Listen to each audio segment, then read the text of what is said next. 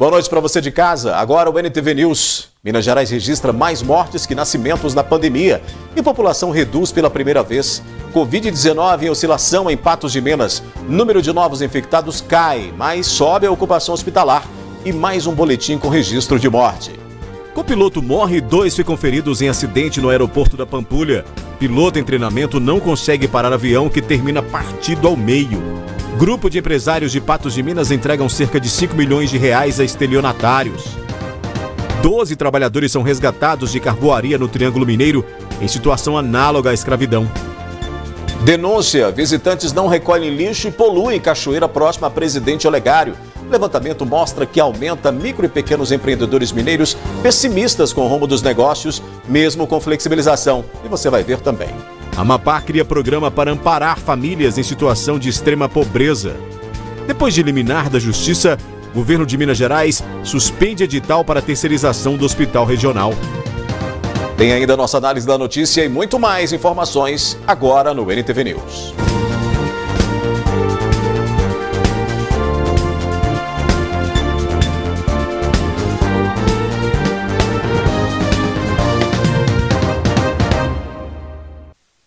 Um aluno em treinamento para piloto não conseguiu parar a aeronave na pista do aeroporto da Pampulha, em Belo Horizonte, nesta terça-feira. Segundo a Infraero, o avião foi parar fora da pista, mas ainda dentro dos limites do aeroporto. O modelo Learjet LR-35 ficou partido ao meio. De acordo com o Corpo de Bombeiros, o copiloto Eustáquio Avelar, de 76 anos, que tinha ficado preso às ferragens, morreu. Gabriel dos Santos Nazaré, de 28 anos, que pilotava o avião, foi resgatado em estado grave. Osmar Molina Pereira, filho de 31 anos, que também estava na aeronave, sofreu escoriações menos graves e também foi levado ao hospital para atendimento. As causas do acidente ainda são desconhecidas, mas há hipótese de ter havido problemas com o trem de pouso. O governo de Minas Gerais desistiu, pelo menos por enquanto, de transferir a gestão do Hospital Regional Antônio Dias para uma OS. A suspensão do edital foi publicada no Diário Oficial da União desta terça-feira. A decisão do governo de Minas Gerais em entregar a administração do Hospital Regional Antônio Dias, em Patos de Minas, para uma organização social, OS, pegou os servidores de surpresa. O comunicado foi feito pelo ex-secretário de Estado da Saúde durante visita a Patos de Minas em 24 de fevereiro. O edital está agora lançado, então nós temos que dar sequência no edital com todos os trâmites. Talvez 4 a 5 meses nós já tenhamos a operação. O Hospital Agarrad, ele tem condição de aumentar em 50% a capacidade deles. Isso de uma forma muito rápida, sem grandes obras, somente com a mudança de gestão. Para o atual secretário de Saúde e presidente da FEMIG à época, não havia nenhum problema em transferir a gestão do Agarrad, mesmo durante a pandemia. A gente consiga se planejar, porque lembrando que esse contrato, o edital, ele consta o Agarrad antes da pandemia. Então a gente está contratando o hospital ortopédico, do trauma, maternidade, da mesma forma que obviamente, com um aumento muito importante na sua capacidade, em números mesmo. Se a gente fazia 100 cirurgias, a nossa expectativa é que seja 135 cirurgias com o mesmo recurso. Os servidores foram apenas comunicados da decisão do governo de Minas. Insatisfeitos, protestaram na frente do Agarrad no final de fevereiro. Quem também não aprovou a medida foi o Conselho Estadual de Saúde. Diante as circunstâncias, o Ministério Público ingressou com uma ação civil pública, justificando haver pontos críticos no edital e pediu a suspensão imediata. No dia 8 de abril, o juiz Paulo de Tarso Tamburini Souza, da 2ª Vara da Fazenda Pública e Autarquia, deu a liminar para suspender o processo de terceirização de gestão do Hospital Regional. Diante a decisão da Justiça, o governo de Minas suspendeu o edital de transferência de gestão. A publicação está no Diário Oficial do Estado desta terça-feira. 12 pessoas, entre eles uma mulher que trabalhava em situação análoga à escravidão, foram resgatados durante mais uma operação realizada pelo Grupo Móvel de Combate ao Trabalho Escravo, desta vez no município de Abadia dos Dourados.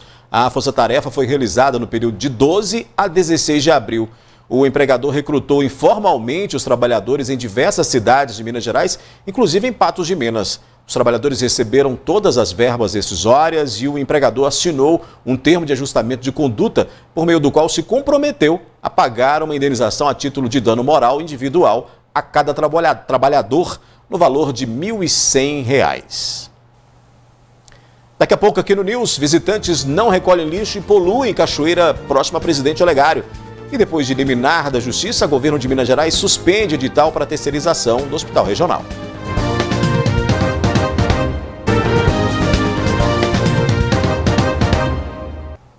A Amapá apresentou nesta terça-feira o projeto Alto Paranaíba Cidadania. A intenção é aliviar os impactos sociais e econômicos gerados pela pandemia a famílias em situação de extrema pobreza.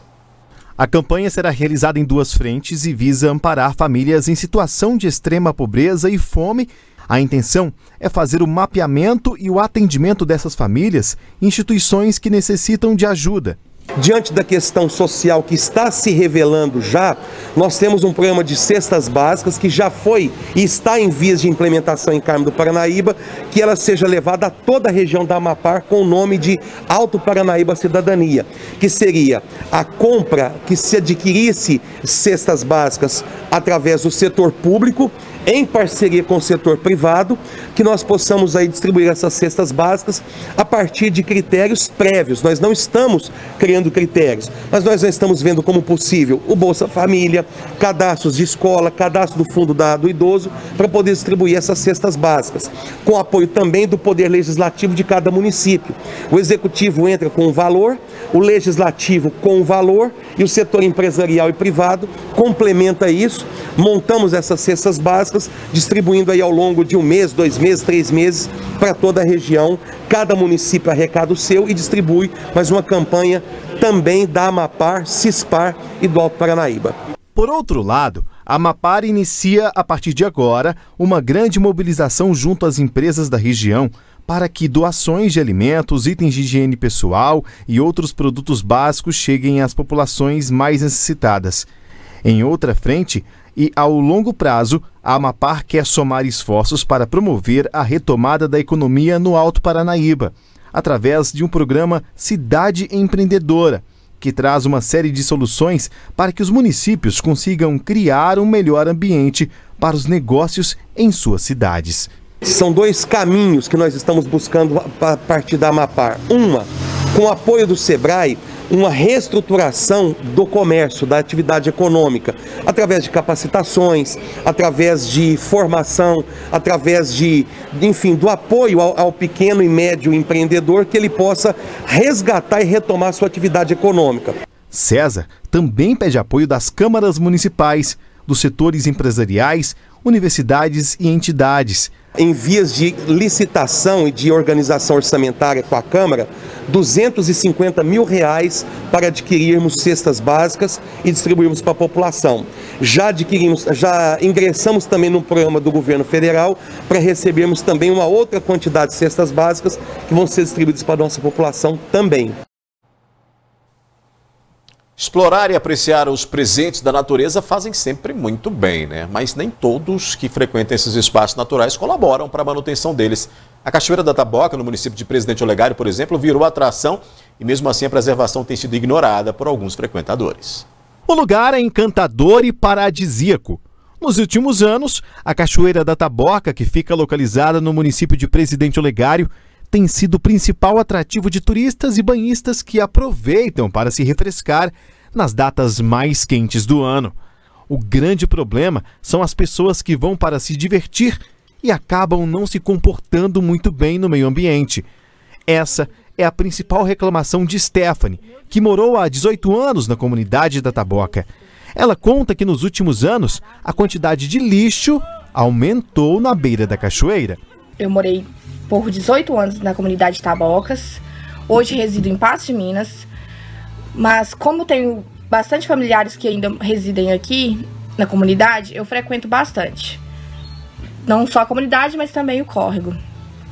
E sempre tivemos esse problema com o lixo. Só que nos últimos anos piorou bastante. Como o córrego acabou sendo bastante conhecido na região, vem gente de todos os lugares pra cá. E mesmo com a lixeira de coleta, o pessoal não está respeitando nem a lixeira, nem muito menos as plaquinhas que estão espalhadas por lá. Apaixonada pelo local onde viveu a vida toda, na última visita à cachoeira, Stephanie fez vídeos reclamando da situação e até fez uma coleta no local. A indignação da jovem foi parar nas redes sociais. E é um jeito que eu posso estar mostrando a realidade, mostrando realmente como que fica aquele lixo jogado ali. Esse lixo está acabando com o local porque causa mau cheiro, atrai insetos e animais indesejáveis e acaba com a imagem do local, né? A maioria do lixo é descartado pelos próprios banhistas. São sacolas, garrafas de bebidas e pets. Sobre o descarte irregular de lixo, a Lei de Crimes Ambientais diz o seguinte no artigo 54: causar poluição de qualquer natureza, em níveis tais que resultem ou possam resultar em danos à saúde humana, ou que provoquem a mortandade de animais ou a destruição significativa da flora. Se o crime ocorrer por lançamento de resíduos sólidos, líquidos ou gasosos, ou detritos, óleos ou substâncias oleosas, em desacordo com as exigências estabelecidas em leis ou regulamentos, a pena é de reclusão de 1 ano a 5 anos. Eu pretendo buscar ajuda e projetos com os nossos vereadores, também com o nosso prefeito, porque eu acho que deveria fazer mais cestas, ou ter alguém para coletar esse lixo, ou até mesmo fiscalização. Mesmo que é um lugar turístico, é uma reserva natural. E deixar o lixo jogado lá é crime ambiental. É crime ambiental, é falta de educação, né? É não ter noção do ambiente em que se está. Né? É uma situação que precisa ser realmente combatida e denunciada. E de acordo com a Polícia Militar do Meio Ambiente, com frequência este local, que pertence a uma propriedade privada, recebe a visita de militares até mesmo para verificar a questão de aglomerações. Entretanto, segundo a polícia, nem sempre é possível flagrar as pessoas que sujam o local. Já aqui no NTV News, como deve se comportar o tempo esta semana na região? O passo a passo do tratamento do esgoto. Comerciantes em atraso com contas de água e luz podem parcelar débitos em até 12 vezes. E levantamento mostra que aumenta micro e pequenos empreendedores mineiros pessimistas com os rumos dos negócios, mesmo com flexibilização.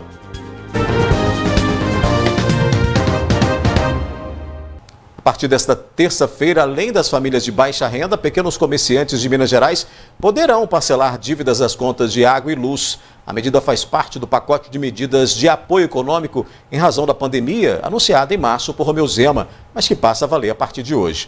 De acordo com o governador, os comerciantes poderão parcelar os débitos das contas de água e luz em até 12 vezes, sem entrada e sem juros.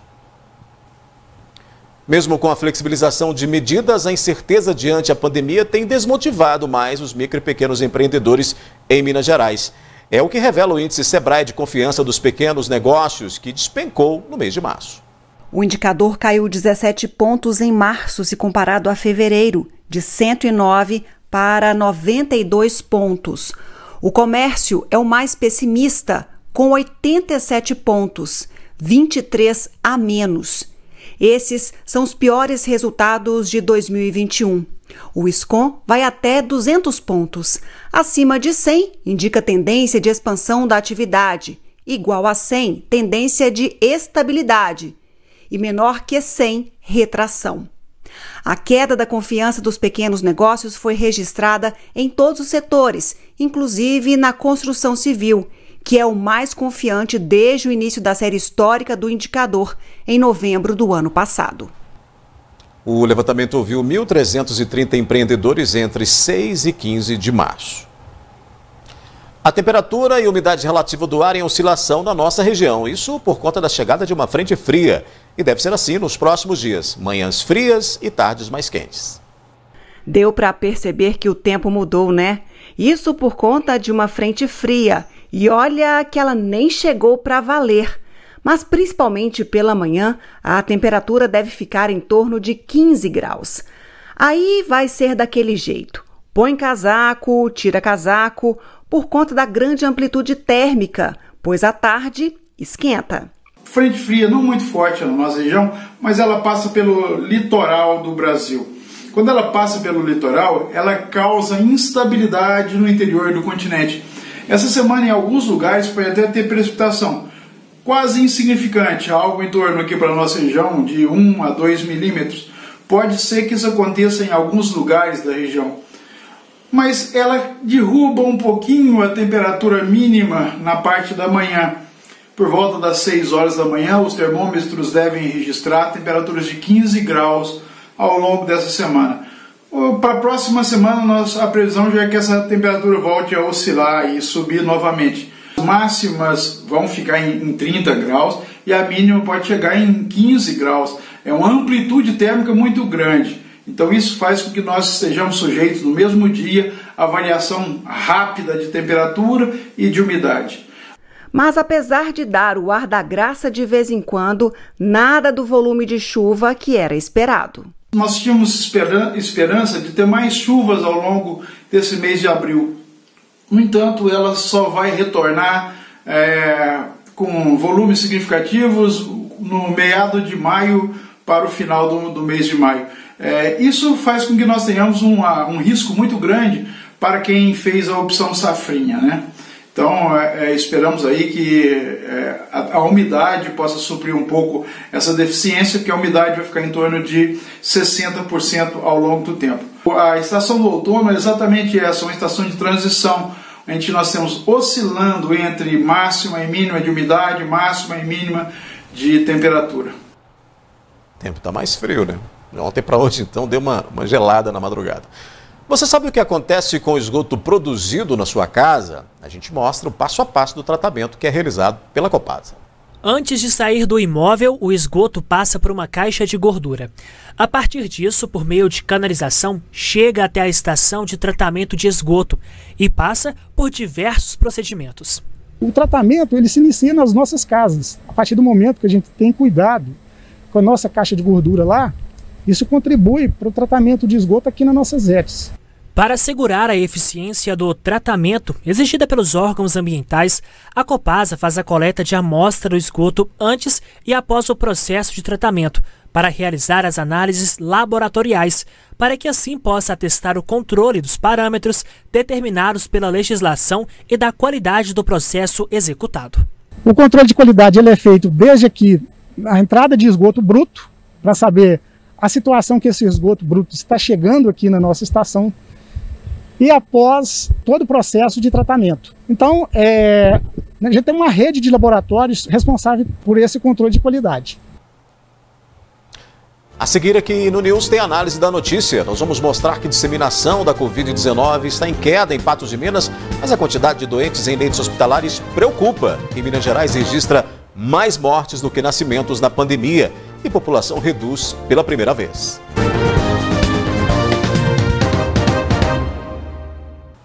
Pela primeira vez na história, Minas Gerais registrou mais mortes do que nascimentos. O motivo, claro, é a pandemia, né?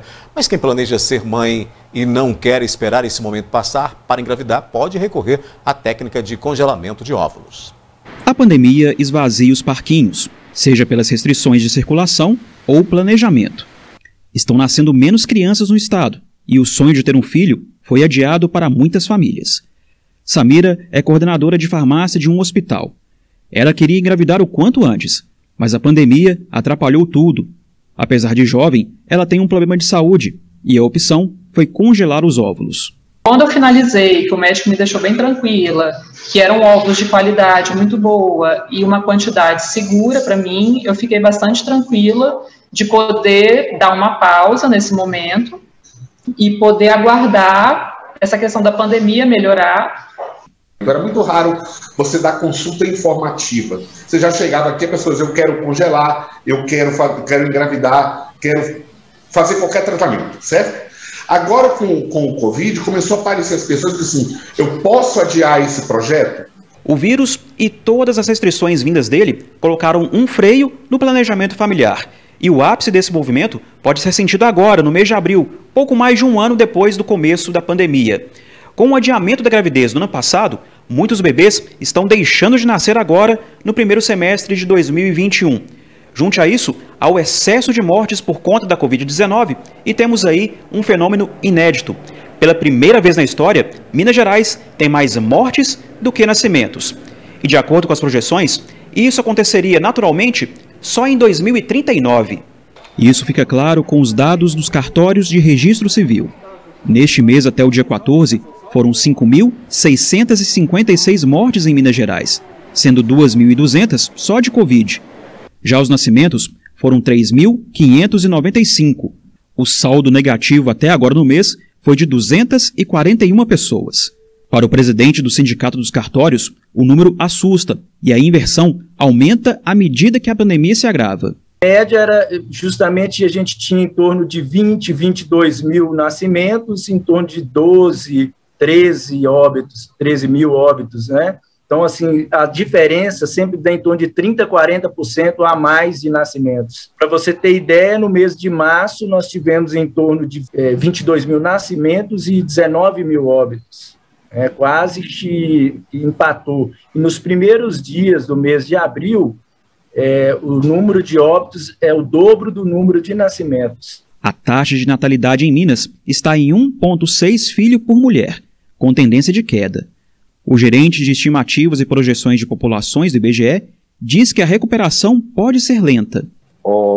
Uma população menos jovem, né, vamos ter também uma quantidade menor de nascimentos, né, mesmo que assim, a propensão, né, das mulheres a terem mais filhos, né, mas como você vai ter menos mulheres jovens, né, então acaba que também a população produz um número menor de nascimentos, né. Ele ainda lembra que é comum epidemias afetarem diretamente nos nascimentos. O contexto assim, sanitário, né, o contexto epidemiológico contribui em grande medida para a questão do comportamento reprodutivo da população, né, para a tomada de decisão em relação a ter filhos ou não. É cedo para cravar o impacto demográfico da pandemia. Para quem tem o sonho de ser mãe, o momento agora é de colocar na balança as possibilidades.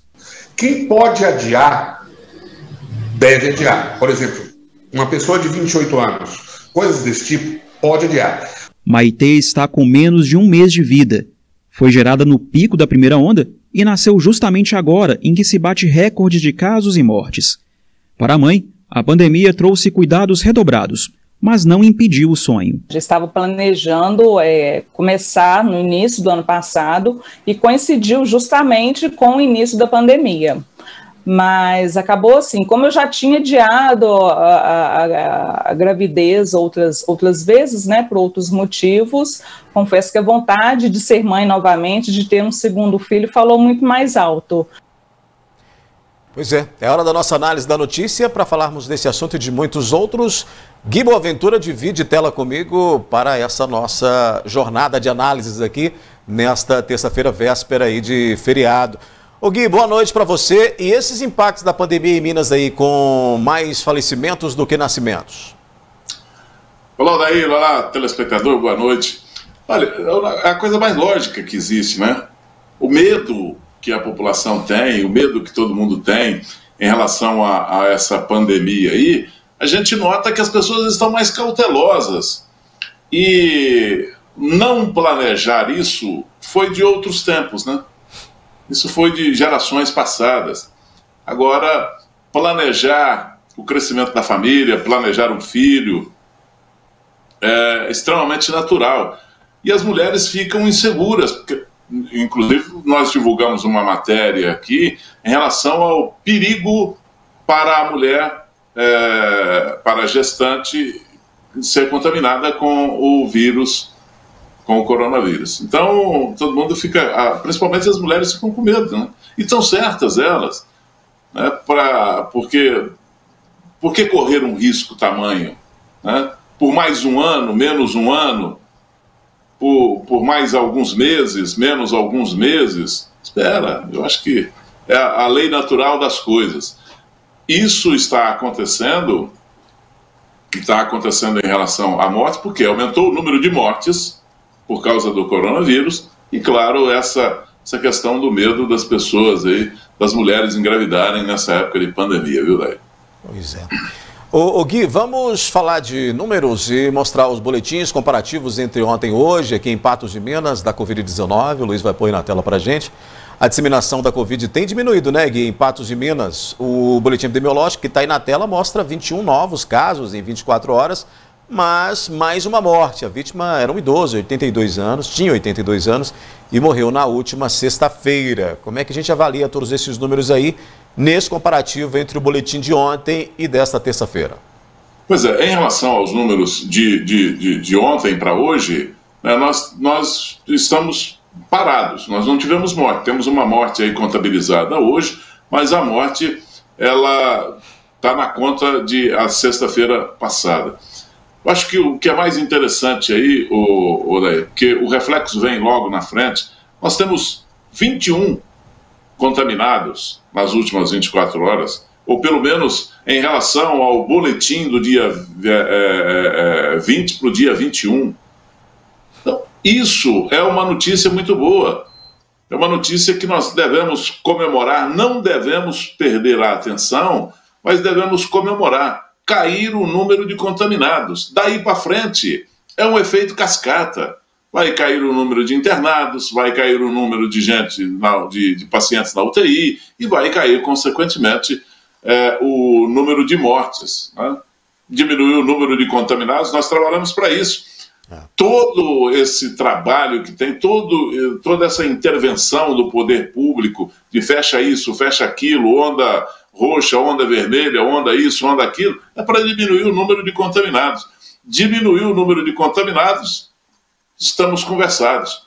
É como dizia Aracide Almeida, dá 2 mangos para ele, estamos conversados. Né? Muito bem. Gui, a gente fala também da estrutura hospitalar. A gente põe na tela aí o comparativo de ocupações de leitos de ontem e hoje, né? Também mostrando aí uma oscilação. A oscilação tanto nos clínicos quanto nos de UTI públicos e também nos privados, quando se considera as redes pública e privada. Essa oscilação nessa semana, ela está surpreendendo positivamente também, né? Caímos o pico da oscilação, porque isso oscila o dia inteiro, né? E oscila de dia para dia, de um boletim para o outro, oscila demais. E oscila durante o dia. Hoje, pela manhã, na hora do almoço, durante o meu programa, nós tínhamos uma variação, essa variação continuou, por incrível que pareça, hoje. A única coisa que subiu foi em relação à internação em UTI, né? Diminuiu um pouco em relação a leitos clínicos e aumentou na UTI. Contando os leitos públicos e privados, nós temos hoje 100%. Já tivemos com esse número aí, batendo na casa dos 200%, já tivemos com o número dos leitos clínicos batendo na casa dos 300 e tantos %, e hoje nós estamos aí. E uma folga considerável aí nos leitos clínicos do Serviço Público de Saúde, mas cresceu um pouco hoje em relação a ontem e em relação a hoje pela manhã, a internação em UTI, 96%. Isso quer dizer que também tem um outro dado, e eu conversei com um médico a respeito disso, do Serviço Público de Saúde, e ele me disse o seguinte: olha, o período de internação tem aumentado muito. As pessoas têm ficado mais tempo na UTI do que há um tempo passado aí. As pessoas saíram mais rápido. Elas têm ficado um tempo a mais. Né? Isso também prejudica em relação a esses números aí, né, Léo? Essa evolução aí do vírus, da maneira como ele age, reflete bem nessa situação que o Brasil passa, né, Gui?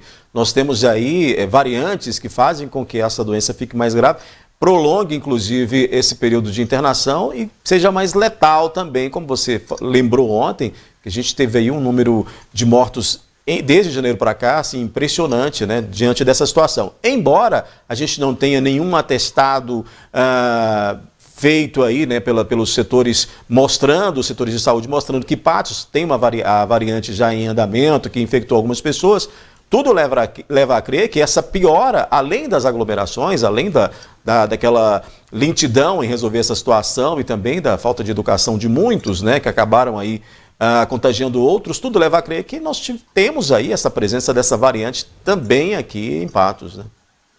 Eu acredito, viu, Olair, que nós temos mais variantes do que se sabe. em relação a esse vírus. Ele já demonstrou que muta com muita rapidez. Aliás, todo vírus tem esse processo de mutação para adaptação ao ambiente, adaptação, inclusive, ao suporte para a infecção que ele tem, que é o hospedeiro. Se ele precisa se reproduzir muito para sobreviver, o vírus muta muito. É claro que ele está aumentando a sua capacidade de infectar. É por isso que é importante cortar esse ciclo, sabe? É por isso que é importante, os infectologistas falam sempre e comentam sempre a respeito disso, é preciso cortar esse ciclo, porque não se sabe para onde vai essa mutação. Nós podemos ter uma mutação aí a favor da vida, mas podemos ter uma mutação também contra a vida. Eu quero dizer para você o seguinte, em relação a uma comparação até muito lógica que eu ouvi de um infectologista, por que o ebola não acaba? Por que o ebola mata muito? Porque ele está segregado num ambiente pequeno na África, né? E eles não deixam o ebola sair dali. Se o ebola sair e ele começar a se multiplicar, é claro que ele vai ter uma mutação de acordo com a sua necessidade. Ele está matando na África, mas ele está contaminando, ele fica letárgico em alguns momentos, mas ele continua contaminando e continua matando. Em relação ao coronavírus, ele alcançou o mundo. Então agora, o que é interessante para o vírus? Não é matar o seu hospedeiro, pelo menos é o que se espera, né? Que a mutação dele seja apenas para contaminar mais rápido e se transforme aí nesse vírus do influenza, que é o da gripe comum. Mas tudo que a gente falar aqui a respeito do vírus, e até que os próprios especialistas estão falando, é pura conjectura, conhece-se muito pouco em relação a isso. Muito bem, Gui, vamos fazer uma parada rápida, tomar aquela água, porque ainda nessa edição a gente vai mostrar a intenção dos prefeitos da região em criar um aterro regional. E grupo de empresários de Patos de Minas entregam cerca de 5 milhões de reais a estelionatários. Um motociclista ficou gravemente ferido depois de bater em um caminhão de coleta de lixo. O acidente aconteceu no final da tarde desta terça-feira aqui em Patos de Minas. As informações apontam que o homem que dirigia a moto, ele que tem 24 anos, ele conduzia a motocicleta pela rua Major Gotti, quando então atingiu a lateral do caminhão de lixo, aqui de Patos de Minas, que seguia pela Avenida Piauí. Com o impacto, o guidão e a roda da motocicleta ficaram presos por debaixo do caminhão. O condutor teve fratura exposta na perna direita, fratura fechada no braço direito, trauma no rosto e suspeita de traumatismo craniano. Ele foi socorrido e encaminhado para o hospital regional. Um acidente grave, né? Empresários de Patos de Minas denunciam que foram vítimas de estelionatários e o prejuízo pode chegar a 5 milhões de reais. A Polícia Civil de Patos de Minas trabalha em conjunto com a Polícia do Estado do Goiás para tentar localizar esses criminosos. O estelionato milionário está movimentando a polícia. Pelo menos 30 empresas foram alvos de golpe, que podem chegar aos 5 milhões de reais. Segundo essa empresária no ramo de informática, a empresa MR Agropecuária Eireli, mais conhecida como AgroRocha, era fornecedora dela e a empresa não possuía nenhuma suspeita de crime desde 2019. A principal atividade da loja era a agroveterinária, mas ela comercializava diversos tipos de produtos. Até então, a empresa cumpria o que prometia. Vendiam produtos agropecuários, ração animal, remédio veterinário, ferragens e alguns produtos de EPI, tipo botas de plástico, chapéu, máscara, parte de material elétrico, ferragem para construção. Então, assim, a área deles era bem vasta. Do dia para a noite, o relacionamento com a empresa virou um pesadelo. Após um boleto não ter sido pago, ela foi atrás da pessoa responsável pela empresa, conhecida como Rodrigo. Aí, ela descobriu que no dia 26 de março, a loja foi fechada e tudo que estava lá foi levado em carretas fechadas, sem notícia do paradeiro de todas as mercadorias. Eles sumiram. Fecharam os galpões aqui, vieram carretas aqui, carregaram esse material e fugiram. E não foi só a Cláudia que perdeu contato com o responsável pela empresa. A estimativa é de que 30 empresários em Patos de Minas estejam entre as vítimas do estelionato, um prejuízo estimado em 5 milhões de reais. Após os empresários de Patos de Minas começarem a entender que haviam sido vítimas de um golpe, eles começaram a se unir e trocar informações.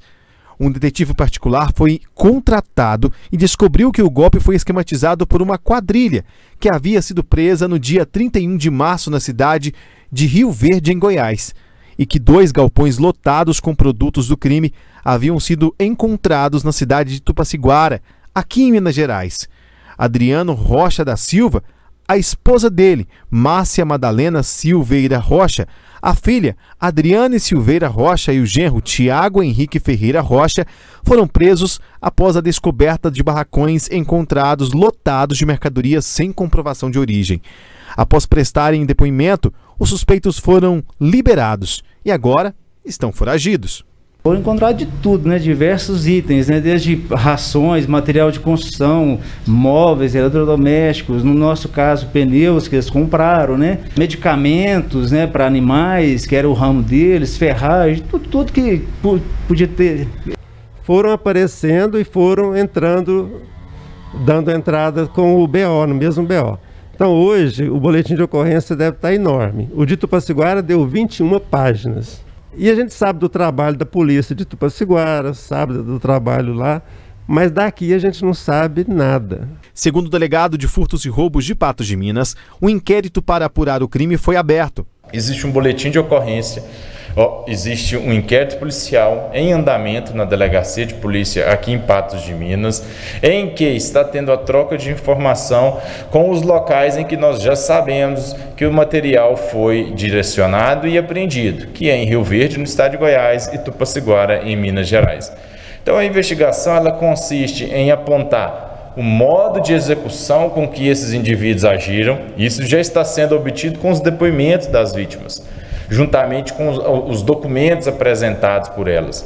A Polícia Civil de Patos de Minas agora tenta trabalhar em conjunto com a Delegacia do Estado aonde os criminosos foram presos. Troca de informações ela tem que ser diária e contínua, porque à medida que as coisas vão surgindo lá, aqui também tem que acabar tomando conhecimento. Então, em Boaventura, nós temos aí um crime feito com requintes realmente cuidadosos, né? Esses criminosos, esses bandidos que aplicaram esses golpes aí, eles realmente pensaram nos mínimos detalhes, mas a polícia aparentemente está aí no encalce, inclusive já descobrindo vários pontos por onde eles passaram, né? Olha, estamos cheios disso no Brasil, né? Agora, esse crime aí é o crime chamado quase perfeito, né? Porque eles vieram para cá, montaram uma estrutura, planejaram essa aplicação desse golpe, né? E aí é estelionato, e eles praticaram, que não dá pena nenhuma, viu? Não põe ninguém na cadeia. Infelizmente é assim. Eu queria falar a respeito da lei primeiro, eu vou falar do crime, eu quero falar a respeito da lei, do que se discute no Brasil. No Brasil tem muita lei que adianta do quê? E precisa ser... Estamos no Congresso agora, na Câmara dos Deputados, discutindo a Lei de Segurança Nacional. Me conta, para que serve a Lei de Segurança Nacional? Que vantagem a população, que vantagem a nação tem de ter uma lei de segurança nacional que serviu a um regime militar, foi aprovada no final do governo do João Figueiredo. Me parece que o governo terminou em 85, parece que foi em 82, 83, que é essa lei. Lei de segurança nacional para quê? Nós precisamos de uma lei para botar esse tipo de elemento na cadeia. Nós precisamos de uma lei para acobertar um trabalho policial numa hora de investigação dessa aí, porque toda a lei beneficia o infrator. Porque toda lei beneficia... porque tem que ter o amplo... Não, isso não pode prender ninguém. Pô, mas isso não pode acautelar? O governo, o Estado não pode... o Estado não pode acautelar momentaneamente essas pessoas presas, detidas, até que a polícia termine a sua apuração. O inquérito tem um prazo de 30 dias, prorrogado, claro, com o acompanhamento do Ministério Público, ele pode ser prorrogado com o acompanhamento da Justiça. Então, por que não pode acautelar isso, acautelar um elemento desse? Soltaram, estão tudo na rua, estão fugindo, vão esperar agora o tempo passar, vai no popular, vão cozinhar o galo e não vão ser presos. Porque é estelionato. E estelionato não põe ninguém na cadeia. Você está cansado de ver todo dia gente aplicando o golpe aí, aplica hoje, amanhã está solto, está na rua aplicando o mesmo golpe. Esse pessoal já deve estar planejando uma outra cidade para aplicar um outro golpe e dar mais um prejuízo girando em torno de 5 milhões de reais. Olha só o prejuízo médio para cada comerciante desse aí, aqui em Patos, Odair. Chega a mais de 150 mil reais para cada comerciante. Isso é um absurdo um negócio desse. Agora, tinha jeito de não cair nesse golpe? Não tinha. Eles foram muito inteligentes, fizeram um golpe quase perfeito. Não é perfeito, como eu disse, porque foram presos, porque foram descobertos. Né? E essa descoberta seria fatal, isso iria acontecer. Tanto é que eles esconderam o material e estavam esperando o vendaval virar brisa para eles tocarem a vida naturalmente. Então, só para terminar esse raciocínio, eles vieram aqui, planejaram, ficaram aqui desde 2019, ficaram mais de um ano fazendo bem feito, né,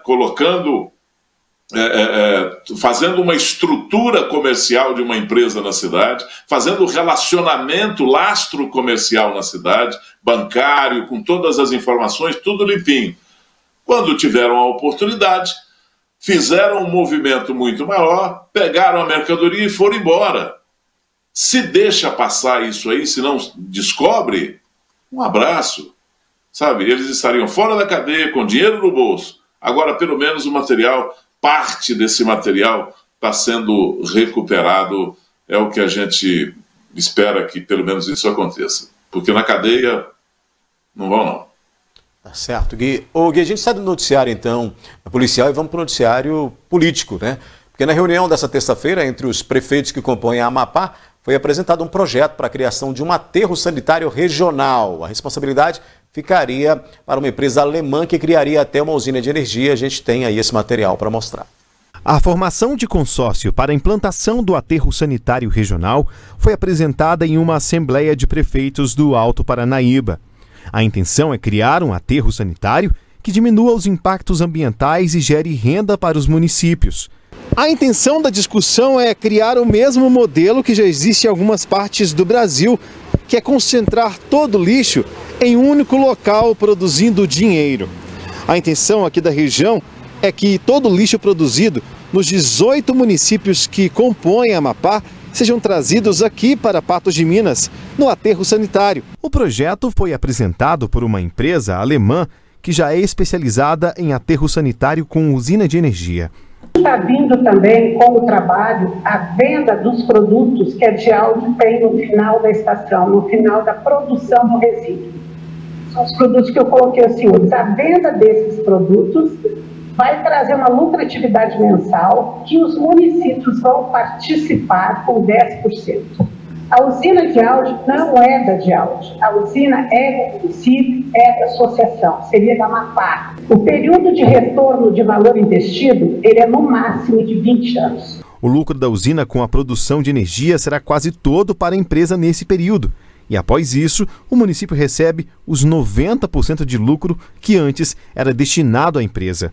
Essa empresa ela é constituída por um fundo alemão e russo.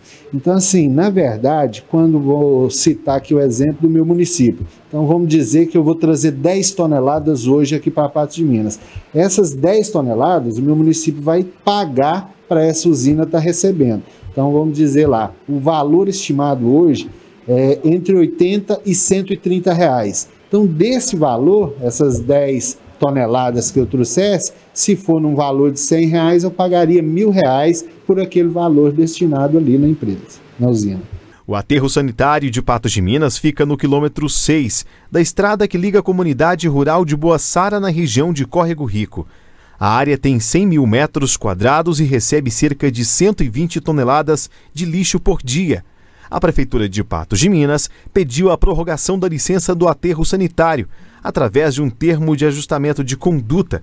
Com isso, a regularidade do aterro sanitário vence em fevereiro de 2022.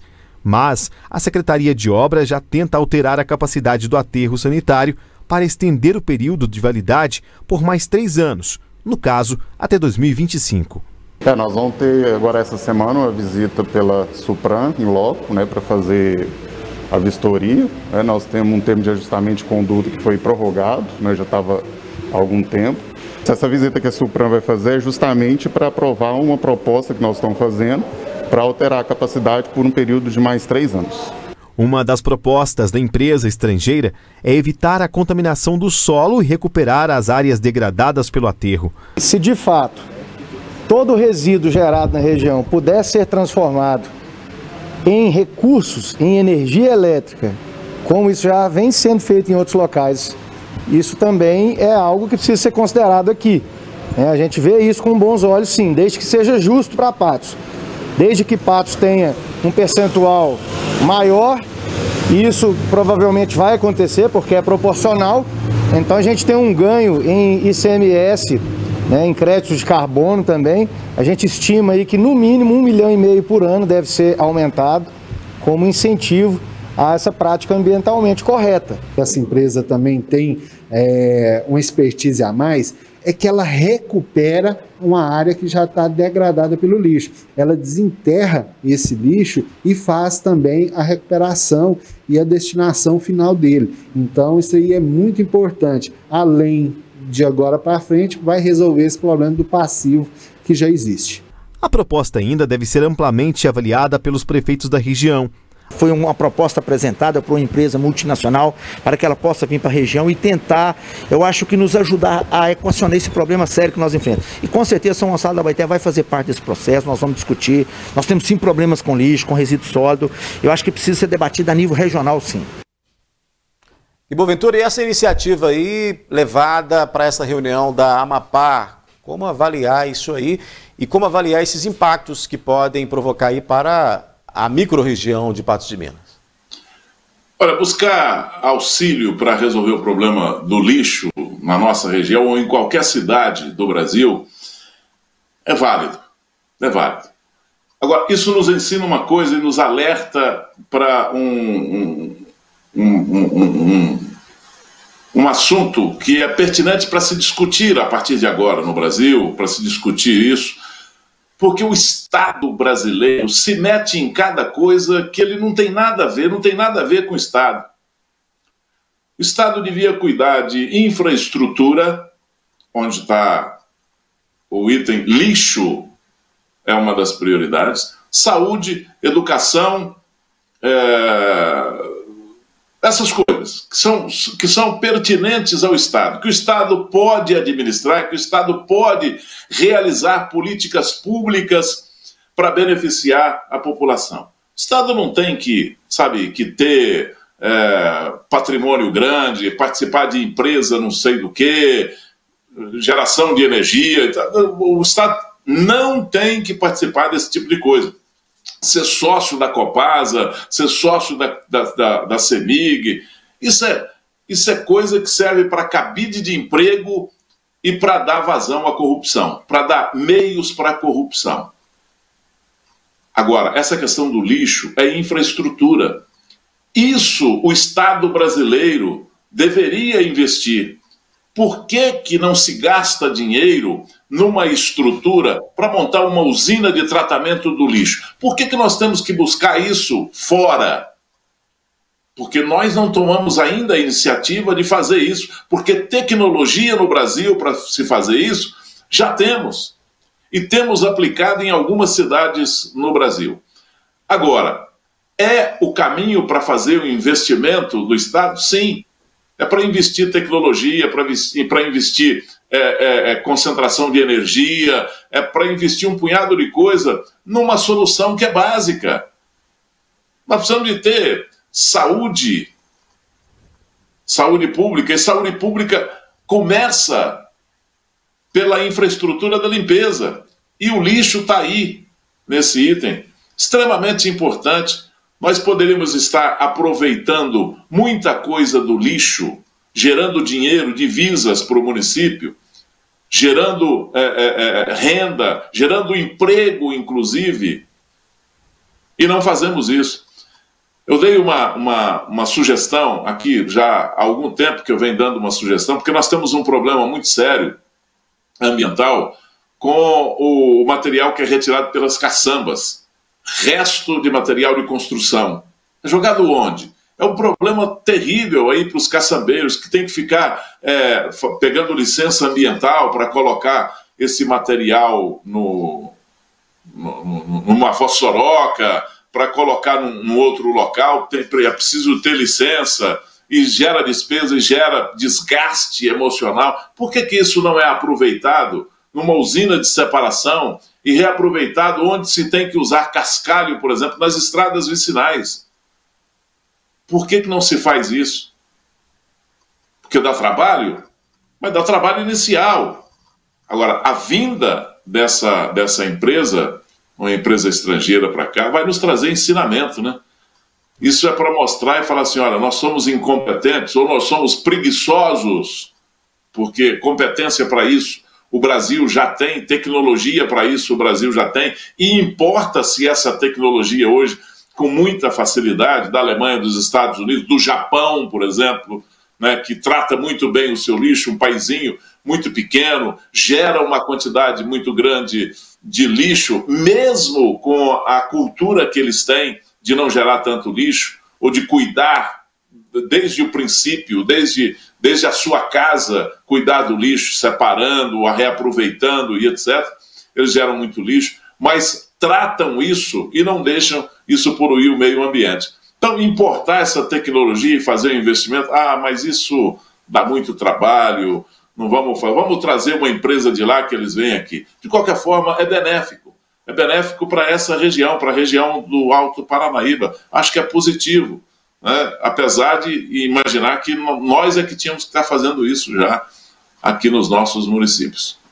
Gui, antes da gente encerrar, vamos falar novamente sobre o acidente com o avião acontecido na Pampulha. Nós mostramos no início do jornal esse acidente, então a gente tem mais informações atualizadas desse acidente, portanto, ocorrido em Belo Horizonte. A aeronave fazia uma manobra por volta das 2h30 da tarde, quando ultrapassou os limites da pista e bateu em árvores próximas à cabeceira. O jato, que tem capacidade para 8 passageiros, carregava 3 tripulantes no momento do acidente. Segundo o Corpo de Bombeiros, 2 pessoas ficaram presas às ferragens, o que dificultou o trabalho de resgate. A posição que o avião ficou, ele colidiu de frente, de nariz, então a fuselagem ela veio para dentro, o cockpit e o charuto da aeronave, ele já é muito pequeno, então esse painel ele veio para cima dos pilotos e os bancos chegaram mais próximos também do painel, então fazendo com que eles ficassem presos às ferragens e à fuselagem da aeronave. O copiloto de 76 anos morreu na hora. O piloto de 28 anos foi levado em estado grave para o Hospital João 23. Segundo o Corpo de Bombeiros, a vítima é um aluno em treinamento. Já o terceiro piloto, de 31 anos, estava no banco de trás e teve escoriações leves. A aeronave era do Rio de Janeiro e estava na capital para manutenção. Ainda não se sabe se o voo era de teste ou treinamento. De acordo com este especialista, a manobra, conhecida como toque arremetida, é comum. É uma manobra que ela é de certa forma, assim, preconizada, pela ANAC, pela agência, que cuida dos treinamentos dos pilotos, que homologa os cursos, Então, ela é uma manobra exigida durante o treinamento do piloto. Segundo a Infraero, a ocorrência será investigada pelo Centro de Investigação e Prevenção de Acidentes Aeronáuticos, que poderá dar mais detalhes sobre o caso. O Corpo de Bombeiros ainda trabalha no local por conta do risco de explosão. Porque houve vazamento de combustível, bastante combustível. A Brigada de Incêndio do Aeroporto e a equipe multidisciplinar do Corpo de Bombeiros Militar de Minas Gerais ainda permanece no local para fazer a parte de rescaldo, e guarda desse destroço enquanto ainda tiver esse risco de explosão.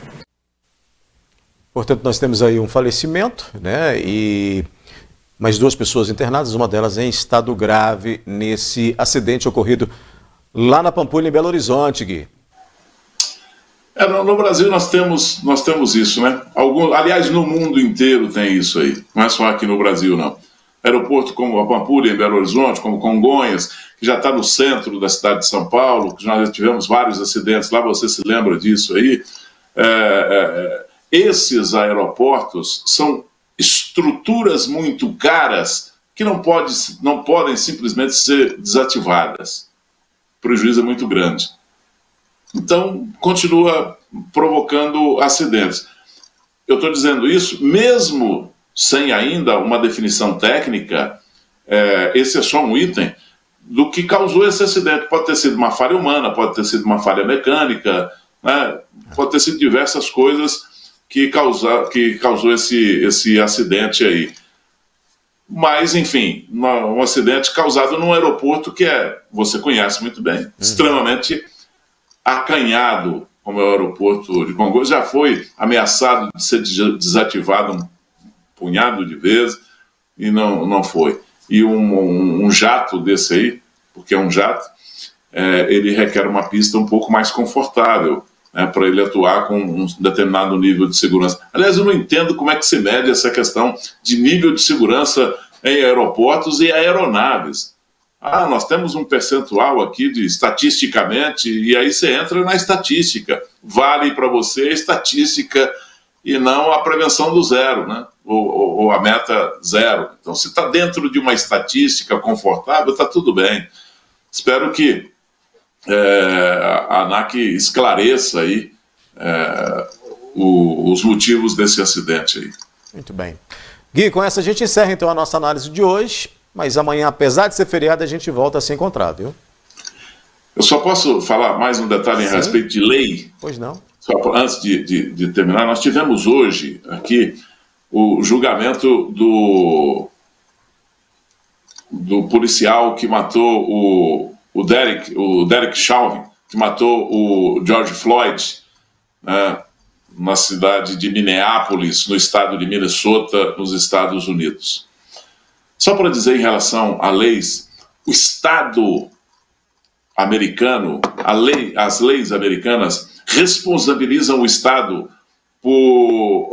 e aí, com essa responsabilidade vem treinamento, com essa responsabilidade vem mais preparação e mais rigidez na condução das forças policiais, porque o Estado, o município, foi obrigado e já concordou em pagar 27 milhões de dólares. Isso dá em torno de 150 milhões de reais em indenização para a família do George Floyd.